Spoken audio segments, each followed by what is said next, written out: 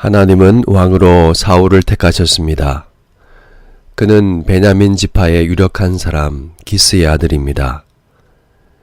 내일 이맘때에 내가 베냐민 땅에서 한 사람을 내게 보내리니 너는 그에게 기름을 부어 내 백성 이스라엘의 지도자로 삼으라.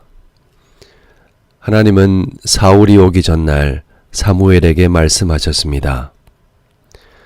사울은 아버지의 잃어버린 암나귀를 찾다가 사무엘을 만났습니다. 하나님께서 그의 사환과 물기르러 나온 소녀들을 통해 인도하셨습니다. 온 이스라엘이 사모하는 자가 누구냐? 너와 내 아버지의 온 집이 아니냐? 사무엘은 산당의 객실로 안내하여 사울을 상석에 앉히고 미리 준비한 음식을 초대된 30명의 사람들과 함께 먹었습니다. 이 모습은 왕으로 세워지기 전에 벌이는 대관식 연회와 같습니다. 두 사람은 집으로 내려와서도 밤새 깊은 대화를 나누었습니다. 아침이 되자 사무엘은 사울에게 하나님의 말씀을 전하며 사울의 머리에 기름을 부었습니다. 기름을 부은 후 사무엘은 3가지 징조를 말했습니다. 이 징조가 내게 임하거든 너는 기회를 따라 행하라. 하나님이 너와 함께 하시느니라. 사울이 징조를 보게 되면 하나님이 세우신 왕임을 확신하고 왕으로서 해야 할 일을 하라는 말입니다. 하나님께서 함께 하심을 알고 하나님의 산에 주둔한 블레셋 군대를 몰아내고 왕이 되었음을 나타내라는 말씀입니다. 그러나 사울은 징조가 이루어진 것을 보고서도 말씀을 실행하지 못했습니다. 여호와의 영이 임하고 새 사람이 되었지만 예언만 하고 끝냈습니다. 그때 이 광경을 본 백성들이 말합니다. 사울도 선지자냐? 그들의 아버지가 누구냐? 하면서 조롱했습니다. 집으로 돌아온 사울은 기름 부음 받은 사실을 누구에게도 말하지 않았습니다. 사무엘은 온 백성을 미스바로 불러 모았습니다. 사울이 하나님의 말씀대로 행했다면 미스바 총회는 없어도 될 일이었습니다. 너희의 하나님을 오늘 버리고 이르기를 우리 위에 왕을 세우라 하는도다. 사무엘은 다시 한번 백성을 책망했습니다. 지파대로 1000명씩 나아오게 하고 제비를 뽑았습니다. 베냐민 지파가 뽑혔고 베냐민 지파 가운데 마드리의 가족이 그 중에서도 기스의 아들 사울이 뽑혔습니다. 온 백성의 시선이 사울에게 쏠릴 순간입니다. 과연 사울은 누구이며 어떻게 생겼을까? 그러나 그는 그 자리에 없었습니다. 아무리 찾아도 찾을 수 없었습니다. 이 역사적 순간에 그는 어디에 있을까요? 그가 어디 있는지 하나님께서 가르쳐 주셨습니다. 사울은 짐 보따리들 사이에 숨어 있었습니다. 왕이 마치 죄인이 색출되는 것처럼 뽑혔습니다. 백성들은 짐 보따리 사이로 달려가 사울을 모셔왔습니다. 드디어 사울이 백성 중에 섰을 때 다른 사람보다 어깨 위만큼 더 큰 키와 준수한 용모가 보였습니다. 백성들은 환호하며 왕의 만세를 불렀습니다. 사무엘은 나라의 제도를 백성에게 말하고 책에 기록하여 여호와 앞에 두었습니다. 모든 행사가 끝나고 백성이 집으로 돌아갔습니다. 사울도 유력한 자들과 함께 자기 집으로 돌아갑니다. 바로 그때 한 불량배의 목소리가 들립니다. 이 사람이 어떻게 우리를 구원하겠느냐? 반대와 조롱에 사울은 잠잠했습니다. 앞으로 사울은 어떤 말을 하고 어떤 행동을 하게 될까요? 사울이 어떻게 해야 왕으로서 잘 다스릴 수 있을까요? 그것은 사울의 능력에 달려있지 않습니다. 하나님의 말씀을 청종하는 데 있습니다. 왕을 세우신 하나님의 뜻에 순종하는 것으로서 하나님의 다스림이 나타납니다. 진보다리 사이에 숨었던 일을 그가 잊지 않는다면, 하나님의 말씀을 가까이 한다면 그는 선한 왕이 될 것입니다. 이 사람이 어떻게 우리를 구원하겠느냐? 이 목소리는 진짜 불량한 사람이 누구인지를 되묻게 합니다. 하나님을 버리고 다른 왕을 섬기려 한 사람들. 사실 불량한 사람들은 이스라엘 백성입니다. 이 사람이 어떻게 우리를 구원하겠느냐?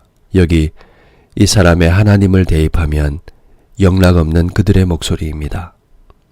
그들은 욕심 때문에 인자와 긍휼의 하나님 왕을 버렸습니다. 2000년 전 예루살렘 성은 호산나 불량한 찬송 소리로 끌어올랐습니다. 우리를 구원하소서. 옷을 땅에 깔고 종려나무 가지를 흔들며 도성으로 들어오시는 왕을 연호했습니다. 예수님의 표적은 사울의 준수한 용모와 큰 키처럼 자신들의 열망을 채워줄 것만 같은 증거였습니다. 그들의 구원은 그저 땅에서 잘 먹고 잘 사는 그 정도였습니다. 그러나 하나님은 영원한 생명을 주시려고 왕을 보내셨습니다. 왕이신 주님의 마음에는 아버지의 뜻을 따라 영문 밖에서 십자가에 달릴 순종뿐이었습니다. 호산나, 불량품 찬송이 십자가에 못 박으라는 규탄으로 변하는 데에는 며칠이 걸리지 않았습니다. 자기가 원하는 것을 줄 수 없을 것 같을 때 이 백성은 예수를 십자가에 못 박으라고 소리쳤습니다.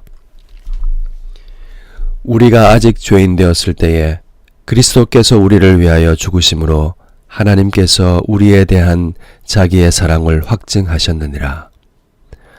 하나님 나라의 왕은 자기 목숨을 주시며 우리를 구원하셨습니다. 우리를 영광스러운 하나님 나라 백성이 되게 하셨습니다.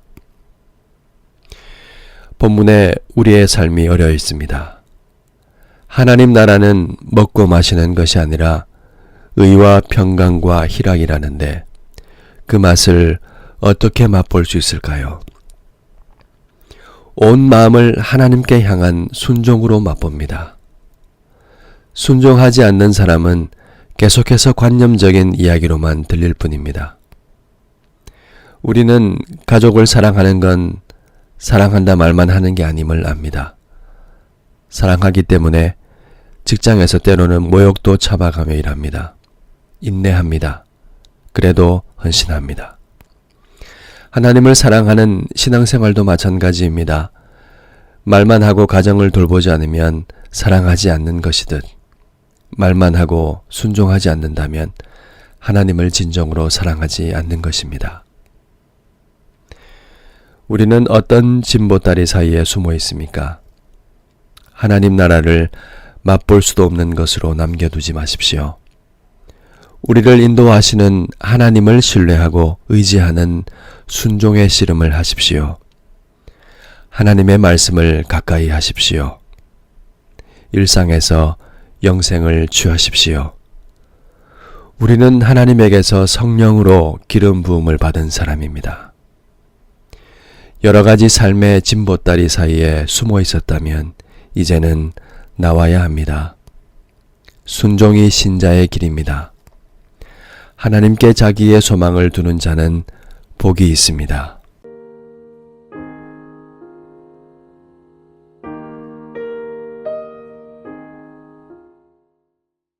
말씀을 기억하며 함께 기도합시다. 먼저 숨어있는 삶의 진보다리 사이에서 나오겠습니다 라는 기도를 함께 하면 좋겠습니다.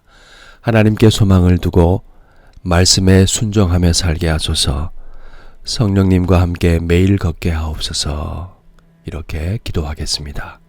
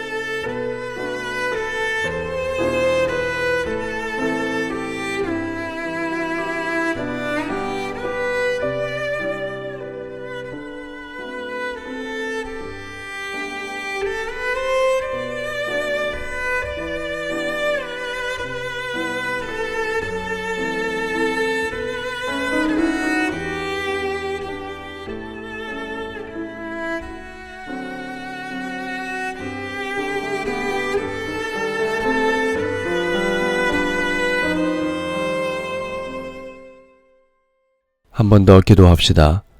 우리를 사랑하시며 인도하시는 하나님의 은혜를 깨닫게 하소서.